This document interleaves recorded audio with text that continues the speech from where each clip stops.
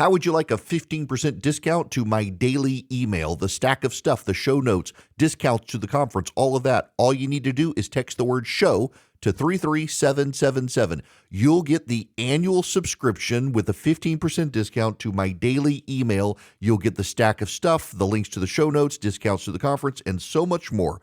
All you have to do is text the word show, SHOW, to 33777. Text show to 33777.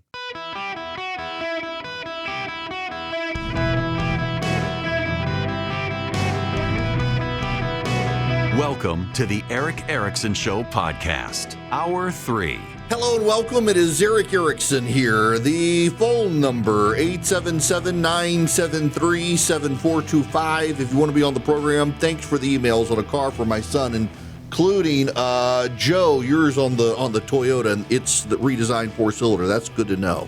Welcome. Okay, so I want to actually start this hour with a phone call. Jim has been waiting pretty patiently. It's where I wanted to head with the show anyway. And so let me just start this off with Jim's phone call. Jim, thanks for being patient. How are you? Oh, doing just fine.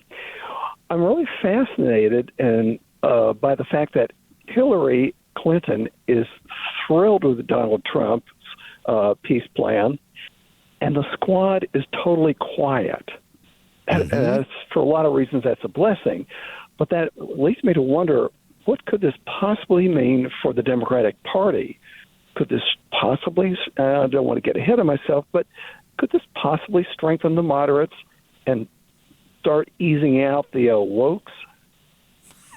Okay. That's a really, really good question, Jim. And I got thoughts. I'm glad you went there because that's exactly where I was hoping you would go. I didn't know for sure, but I knew Jim wanted to talk about the future of the Democratic Party.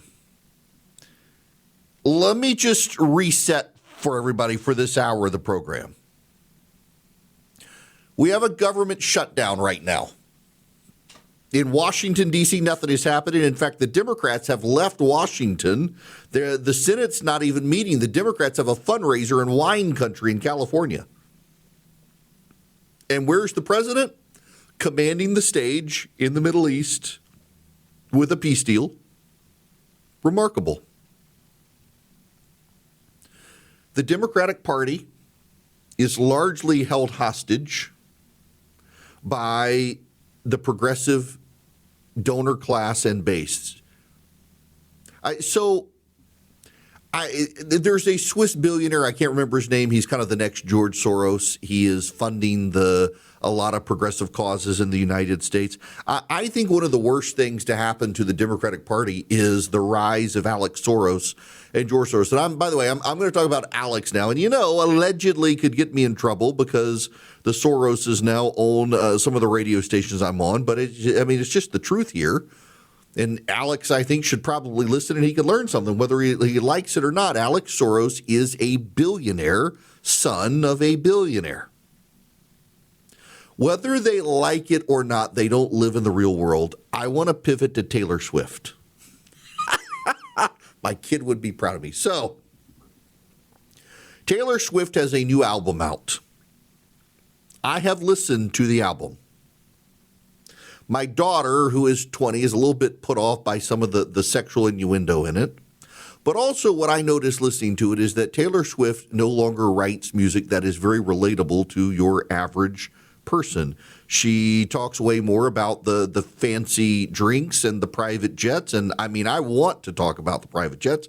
I'm not in that league and I'm not a billionaire, but she's living a life now that is not as relatable. And her songs just seem less relatable. And my daughter has commented on that given the people who grew up with Taylor Swift, they're very happy for her success. But at the same time, her music, though this album is better than the last album, which badly needed an editor, it's not as good as some of her older stuff. Not because it's a change of style, but because it's less relatable.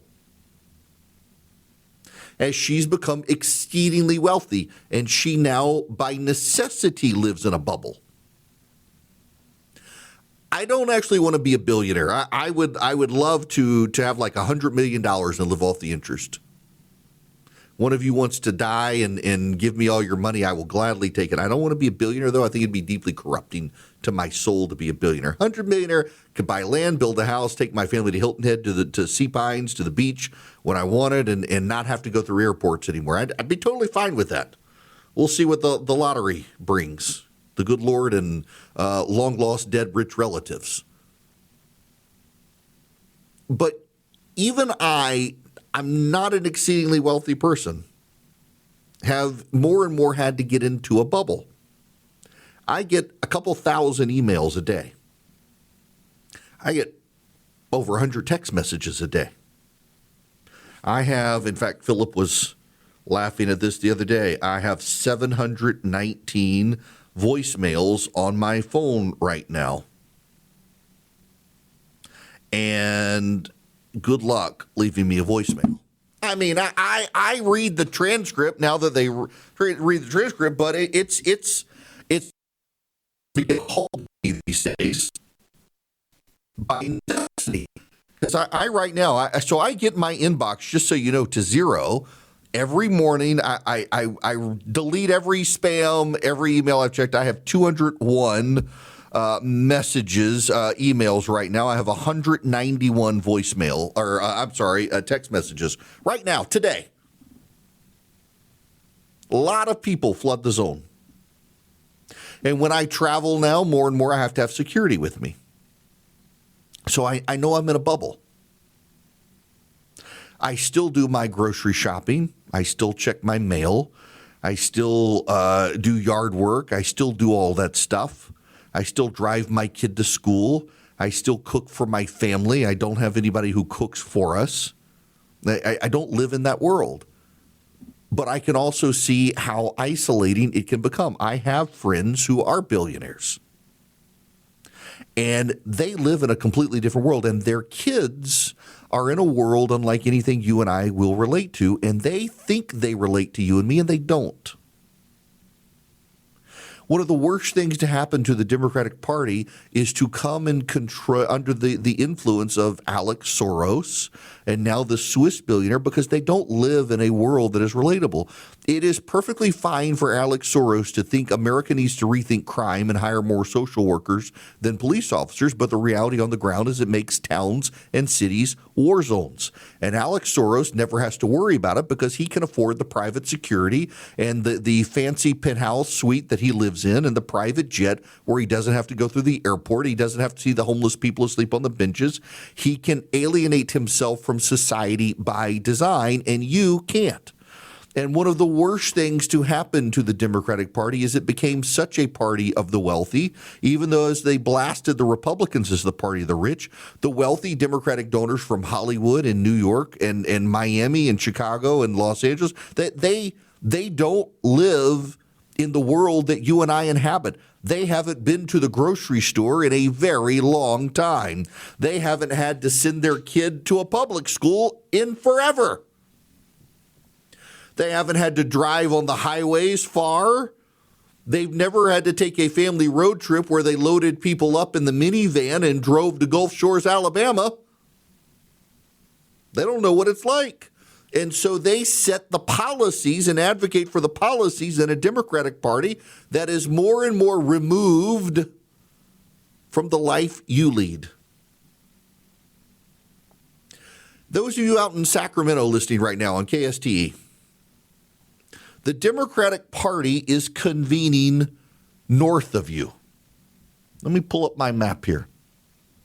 So if you go look on a map, Sacramento is to the northeast of San Francisco. And you got, so I guess actually they're not north of you, they're south of you. They're somewhere around Yountville. I don't know how you pronounce it, north of Napa in Sonoma. So that's southwest of Sacramento. They're in the Sonoma Mountains. That's where the Democrats are going to be meeting right now. It's a very, very wealthy area. They're going to be at a very fancy winery that is backed by a billionaire. And they have nothing in common with those of you who live around Sacramento. They don't have anything in common with you. Those of you up in Rio Linda, which is actually a real place just north of Sacramento, the Democrats are going to be at a winery in the Sonoma Mountains, surrounded by billionaires, eating fancy stuff, completely clueless about your daily life. They don't really live your life. Many of them, they don't even fly through your airports anymore. They don't know anything about it. You know, I go through when I'm in Atlanta. Everywhere else, I still go through because I can't afford to fly private. But when I go through Atlanta, I go through this fancy private security terminal. You know what they always offer me when I get there? Caviar. I don't want to eat fish eggs. Only rich people think that fish eggs is something normal. No, I have no desire to eat a fish egg. I'd like my egg scrambled with bacon, please. No crudité. It's just, it's a different world. I mean, you go to this place in the morning, it's like 8 a.m., and they want to know if I want champagne and caviar. It's like, who the hell lives like this? Well, the super wealthy people in charge of the Democratic Party live like that. That's not something you and I get up in the morning and have coffee. Maybe I'll have oatmeal or scrambled eggs. Like normal people do. Normal people aren't up with caviar and crudité and mimosas. But the Democratic Party is hijacked by a bunch of very wealthy people. And the problem for the Democratic Party is the more they open their mouths now, the less they actually sound like normal people. The less they actually sound like they're relatable to anyone. The Republican Party is more the working class party. But here's the problem for the GOP. There is a problem for the GOP. As the Republican Party embraces policies pushed by the working class, they alienate more people in suburbs because a lot of the policies the working class like are policies that actually alienate even conservative suburban voters who are much more into Wall Street and investments and making their own money, and they don't need an expansive government. An expansive government hurts them and hurts their bottom line, and a lot of those people start shifting to the Democrats. There is a balance, and I don't frankly think the Republicans have found the right balance yet to balance the interests of suburbia and the working class, but the Democrats have lost it altogether. The Democrats literally want the government shut down to expand health care benefits the Democrats themselves voted to get rid of. That's where the Democratic Party is right now. In addition to funding health care for illegal immigrants, what the Democrats are actually fighting for in this government shutdown is to give people health care benefits back that the Democrats themselves voted to get rid of. And the irony is that Donald Trump is going to cut a deal with them. Donald Trump is 100% going to cut a deal with the Democrats in order for the Democratic Party to reopen the government. Because Donald Trump really doesn't particularly care. This isn't an insult to Donald Trump. It's just Trump wants the government reopened. And if Donald Trump gets to take credit for expanding health care in the United States, he's willing to do it. He's willing to cut the deal. Marjorie Taylor Greene is now out complaining about the deportations, that we don't need to deport everybody. I actually tend to agree with Marjorie Taylor Greene on this one, but it's kind of wild to see she's come out for expanding health care benefits and now to be less harsh on the deportations. I mean, there are like the local gardeners and stuff who are being deported who happen to be illegal aliens. They don't necessarily need to be deported. Go for the gangbangers first, and then we can figure out the rest. It's just an interesting dichotomy to see her now out saying these sorts of things. The Democratic Party, however, can't distinguish between the workers and the criminals because they're surrounded by people like Alex Soros and the Swiss billionaire, I forget his name, the guys in Hollywood and San Francisco, the tech billionaires. Mark Benioff, interestingly enough, has now come out, having been opposed to Donald Trump, having been opposed to Trump actually taking on crime, is now like, yeah, okay, bring the National Guard to San Francisco. I've had enough. People mugged by reality suddenly becoming Trump voters. It's a very interesting thing to watch. But the problem for the Democrats is the massive disconnect that they have, the massive disconnect between their lives and your lives. And the people who help them set the policy are the people who live in the biggest, tightest bubble of them all, which gives Trump and the GOP so many more openings to pursue so many more voters than the Democratic Party can attract right now.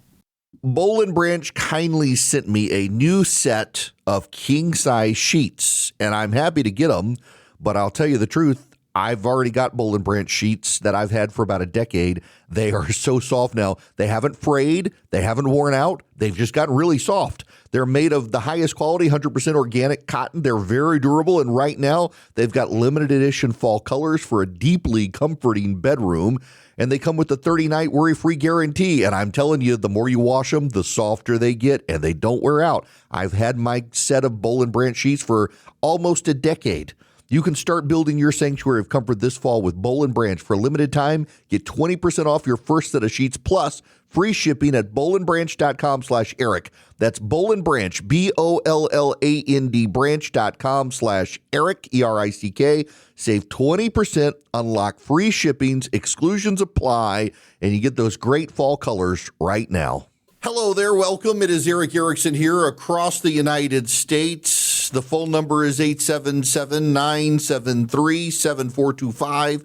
Should you wish to be on the program, I would be delighted to have you. Now, I got to play you a little bit of audio here. This is the president. He was on the way to Israel talking on board Air Force One about the China situation. Now, when you go to Asia in a couple of weeks. But you saw the statement I put out that he had a bad day. Right. And I think we're going to be fine with China. Look, I have a great relationship with President Xi. He's a very tough man. He's a very smart man. He's a great leader for their country. He's a great leader. And I have a great relationship with him. I think we'll get it set. I know what happened. I really understand what happened. And I'm not even saying he's wrong. But then we met him with something much tougher than what he did to us. Again, because of the tariffs, it's much tougher.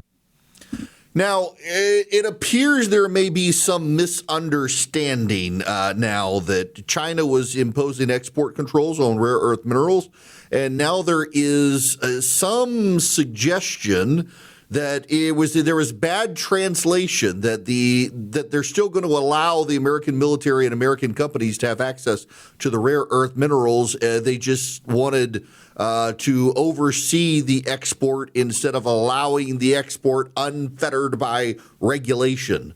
So the whole stock market decline on Friday might have been related to a misunderstanding. We'll see. Clarity's coming. I will say there's actually some data out there on China that is raising alarm bells. The fastest population decline of any country on the planet right now. That data and more when we come back. First, I got to tell you about Swiss America. They've been warning people about a secret war on cash for some time, and they want to help you protect your hard-earned assets right now. What you can do is you can go to SwissAmerica.com/Eric, SwissAmerica.com/ERICK, or you can call them at 800-289-2646 and get the completely free report, The Secret War on Cash. The all-out war on cash includes digital forms of currency. It's spreading as the government tries to control your spending. Call them at 800-289-2646 and tell them Eric Erickson sent you. They'll get you the report completely for free. Or you can also go call them text them rather at 800-289-2646. Just text them Eric, ERICK. That's 800-289-2646. Text them Eric to that number, 800-289-2646. They'll send you a link. You follow the link, and you can get this report completely for free from Swiss America, or go to SwissAmerica.com/ERICK. Swiss America can help you protect your finances and save on your retirement. Message and data rates may apply.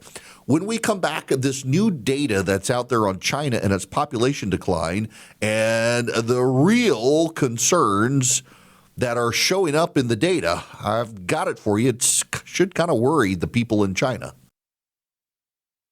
Welcome. It is Eric Erickson here across the nation. I'm going to go to the phones before I move on, and I'm going to go to Ponca City, Oklahoma, where my dad's company used to be years ago. My dad worked for Conoco Oil for years. I guess they've been bought by Phillips 66 now, headquartered in Ponca City. John, you're up. Welcome. My father was senior computer analyst at Conoco. Oh, wow. That's why I was here. Small world. My dad was a production foreman for years for Conoco. Small world indeed. I met you in Tulsa at a really nice pub and grill overlooking an ice skating rink. Yeah. I've got our pictures. Yeah. Okay. I'm an attorney in Oklahoma. I moved back to hometown Ponca. Dad passed away, so I came to help Mom, but, life happens. Yeah. But I wanted to comment on the rich part of it, the Pelosi's, the Soros, all these people that make so much money. One of the scriptures that's most misinterpreted is money is not evil. The love of money is the root of all evil. Right. Okay, well, if you look at Father Abraham, wait, Trump taught me something today. It's Abraham. Avraham. So now I know. You learn something new every day. But I always said he said it's not the Abraham Accords, it's the Abraham Accords. Avraham, okay, yes. We got it. But the love of money is those people, they make other people suffer so they can have money. Abraham gave his money to everybody everywhere he went. He was the richest guy around. Mm-hmm. But it's the benevolence, it's the side. The love of money wasn't the deal. He was blessed. Right. So he gave that blessing on to others. That's the Democrats' problem. It's self-centeredness. It's very, very basic. It's just like, well, they love money more than they love people. So. And to your point as well is they want you and me through our taxes to do the things that they individually could do.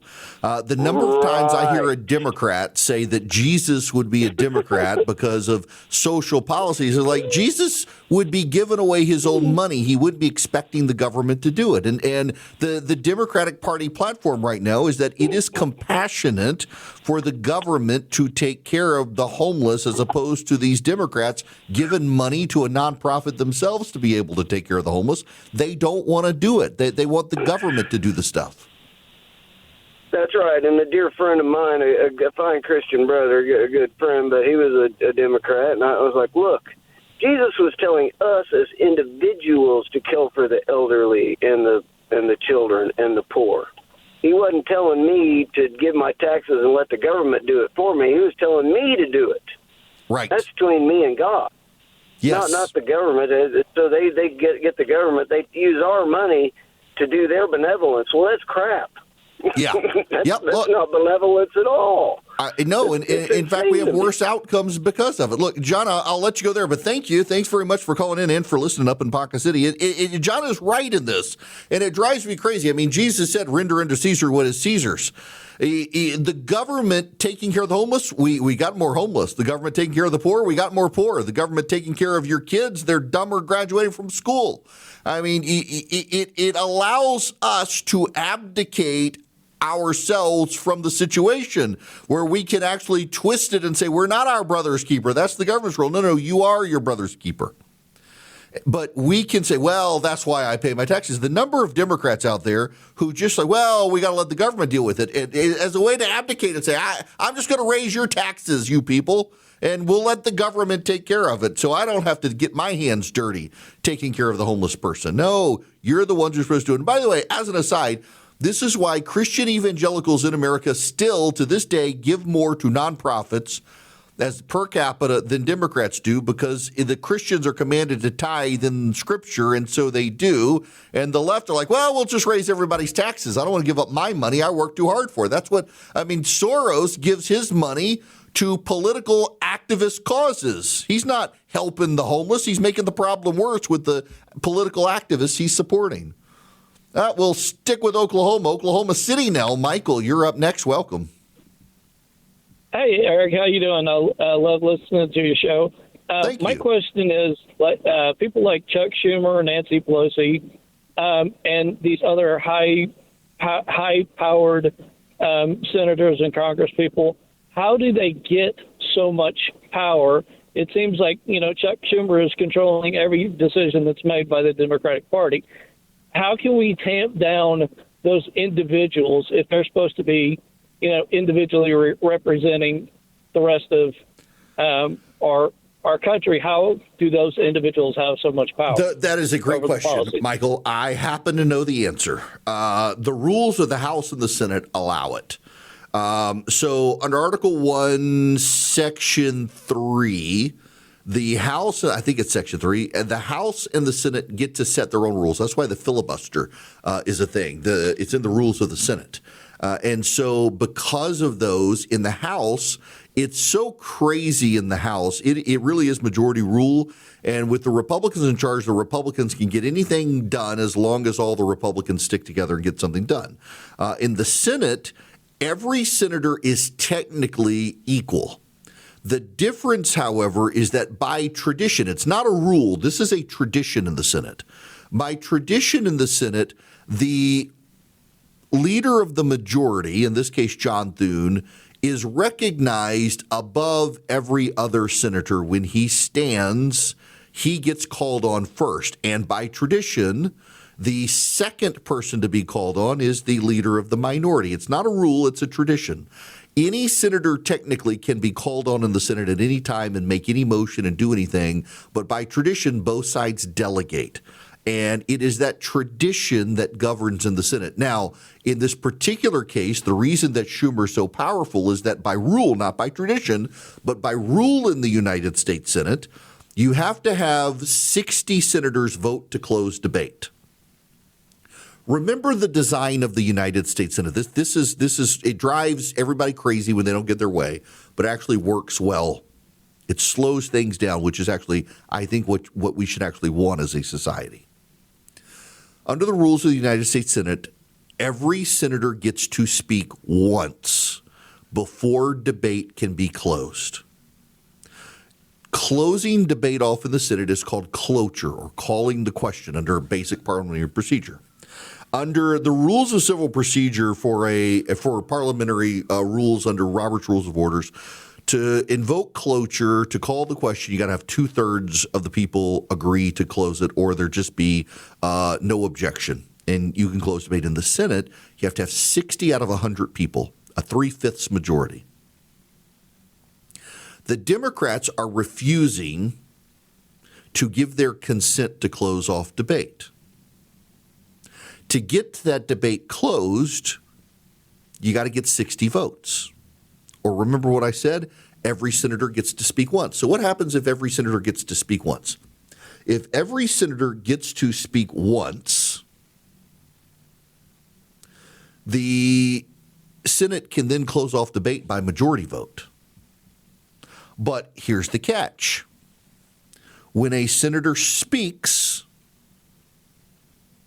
they get to speak as long as they want. There are, 47 Democratic senators? Each of them could speak for as long as they wanted. And when they get tired of speaking, other senators can ask them questions. Now, the rule is you have to stand the entire time. You can't lean on your desk. You got to stand, and you keep speaking. So the Senate Republicans could force the Democrats to filibuster, real filibuster. That's a Mr. Smith goes to Washington rule. And in doing so, they could drag this out. But think about what the Senate has done in the last 2 weeks. It's gone under the radar, but the Senate has confirmed a record number of Trump appointments. The Senate has passed regulatory reform for permits, for drilling. The Senate's done all of these things over the last 2 weeks. If John Thune forces the Democrats to do a real filibuster, the Senate can't do anything except let the Democrats talk. And they can talk as long as they want. They can drag it out for weeks. Now, I personally favor this strategy, force a real filibuster. But this is actually hard on the majority. And it's hard on the majority. Why? Because they have to be present the entire time. Because if they slip into the minority, suddenly the Democrats can scuttle the agenda. So the majority has to be present the entire time. Now, interestingly enough, Marjorie Taylor Greene, who has now sided with the Democrats on health care and is now siding with the Democrats on deportations, is now putting up this, quote, "The Republican-controlled Senate uses the nuclear option today to override the 60-vote rule in order to confirm over 100 Trump nominees, yet continues to claim Democrats are causing the shutdown. Spoiler alert, the Republicans in the Senate can also use the nuclear option to reopen the government and override the Democrats, just like they literally did today to confirm Trump nominees." That's not true, though. What the Democrats, Harry Reid got rid of the filibuster for Supreme Court justices, or rather for federal court judges, except the Supreme Court. The McConnell Republicans applied it to the Supreme Court and has now killed off the filibuster for nominees altogether. But the nominations filibuster and the legislative filibuster are two separate things. And Marjorie Taylor Greene is yet again echoing the Democrats that the Republicans can kill the shutdown by getting rid of the filibuster. This is what Chuck Schumer has said. This is what Hakeem Jeffries has said. This is what Ted Lieu of California has said. This is what Nancy Pelosi has said. Marjorie Taylor Greene is yet again echoing the Democrats, saying they can get rid of the filibuster. To do this, that's what the Democrats want. Marjorie Taylor Greene is yet again advocating for what the Democrats want. It's kind of wild. Speaking of the filibuster, let's go to Bart. Welcome to the show. Bart, how are you? Yeah, hey, Eric. Happy Columbus Day, by the way. Thank you. You too. Yeah. Speaking of the filibuster, perfect segue. I've been thinking about this. Could they tweak the filibuster, the Senate Republicans, so that a clean bill to keep the government open be allowed to have cloture with 51 votes? I know that's kind of a slippery slope potentially, but nonetheless, it's not changing any laws. It's just continuing the same laws. What's your thoughts? So tweak the filibuster to keep the government open. You only need 51 votes for cloture. Right, exactly. That would be the end of the filibuster. Because if you're changing it for any piece of legislation, the Democrats would next say, well, we also need to do it for gun control, too. So, I know it's a slippery slope, but down the road, it would help both parties, in the majority, but, if it kept it that way. But the problem, I see what you're saying, Bart. If we get rid of the filibuster, though, the Senate is just the House of Representatives. If you get rid of the filibuster, the Senate is just the House of Representatives. The whole purpose of the Senate is to slow things down. That's why the Senate has had the filibuster rule for over 200 years. It's to force debate and to slow things down. Now, at this point in our country's history where we have such partisan divide, virtually nothing gets through the United States Senate of significance, which actually is not a bad thing because it keeps things from swinging back and forth. Think what would happen if we got rid of the filibuster. The Democrats would enact gun control. The Republicans would come in, and some of the Republicans would actually suddenly support gun control, and we wouldn't be able to get rid of gun control. The Democrats would come in, and they would legislate transgenderism. Every school has to accept transgender kids. The GOP would get elected, and it would go away, and you'd have this whipsaw back, forth, back, forth, back, forth. On and on this would go constantly. It would destabilize the business environment. It would destabilize the political environment. The Senate filibuster actually is a good thing. As much as it frustrates us when we're in the majority, it frustrates the Democrats when they're in the majority as well. And for all the people who say, well, the Democrats are just going to get rid of the filibuster, when Joe Biden was president of the United States, the Democrats for 2 years controlled the United States Senate and the House, and they did not get rid of the filibuster. All the people who say this want you to ignore the history. The Democrats didn't get rid of it. They're not going to get rid of it. Both sides understand the radical swinging back and forth that would happen if you got rid of the filibuster. And Marjorie Taylor Greene, the Republican, in air quotes at this point, from Georgia, is now saying what Hakeem Jeffries has said and Ted Lieu has said and AOC has said and Pelosi has said and Schumer has said and Durbin has said and Bernie Sanders has said to get rid of the filibuster. She wants the Republicans to get rid of the filibuster, which is what every Democrat in Washington is saying right now. Which, again, what the heck has happened to this lady? She's just become a Democrat. Hello, America. I want to at least get to this story a little bit, and I'll spend some more time with it. This was in the Washington Post. John Ellis, in his great daily newsletter, called my attention to it. Just listen to this. The biggest challenge China faces right now isn't the Trump administration and its campaign to decouple the world's two biggest economies. It comes from within. China is experiencing population decline on a scale and at a speed the world has never seen. This will create ripples that will be felt across China and the world for decades to come. The impact on China's long-term growth rate could imperil Beijing's mission to become a global power to rival or replace the United States. And the huge shortage of labor will potentially affect supply chains of products from Barbie dolls to shoes to mobile phones to electric vehicles. It's almost impossible to reverse a demographic decline, says Louise Liu, the head of Asia economics at the research firm Oxford Economics. She estimates China's shrinking workforce could shave 0.5% off its gross domestic product over the next decade. That's a lot. It's becoming a massive bit of decline in China. In 1990, the median age in China was 23.7. The average Chinese woman had 2.51 kids, well above replacement rate of 2.1, needed to keep the population stable. But by 2023, the median age is 39.1, and women are having on average one child.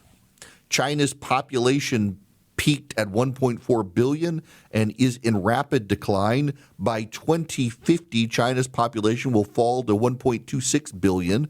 And the age distribution will be even worse. Only 10% will be under 15 years old. 40% of the population will be over 60. By 2100, China's population will be 633 million. A mere 49 million people will be under the age of 15, and 52% will be over the age of 60. It's bad for them and good for us. Why? Because we have Taylor Swift. As she and Travis Kelce get married and have kids, we're going to have a population boom in our country. You know it's true. Good Lord, Taylor Swift is going to be the solution to our population decline in this country. She gets married, all these other young women are going to get married and have kids too. You know it's true. In China, however, they are so despondent because of the state of their government that they've just given up. It's sad to see, but also good for us, frankly, except it makes them dangerous right now. Your computer could be a danger to you if it's not Windows compliant. Tomorrow is the day that they stop updating Windows 10 for security patches. So go to visioncomputers.com today and they can help take care of you. They can get you a new machine. They can build it for you. They can upgrade your existing machine. They can do a whole lot for you. Visioncomputers.com is the website, or call them at 404-COMPUTE. Tell them Eric sent you. They'll save you even more money. If you just need their managed IT for your individual computer, it's $199 a year. Listen, if you're in the gig economy and you've got to have your computer for your livelihood, you need Vision. They can keep you online. They can keep you up and operating, and you talk to real people, not to AI chatbots. You call them at 404-COMPUTE and talk to them. If you want their managed IT, if you buy a computer, by the way, it comes with it. You get a special phone number you can call 24/7, 365. Someone will answer and help you with your computer.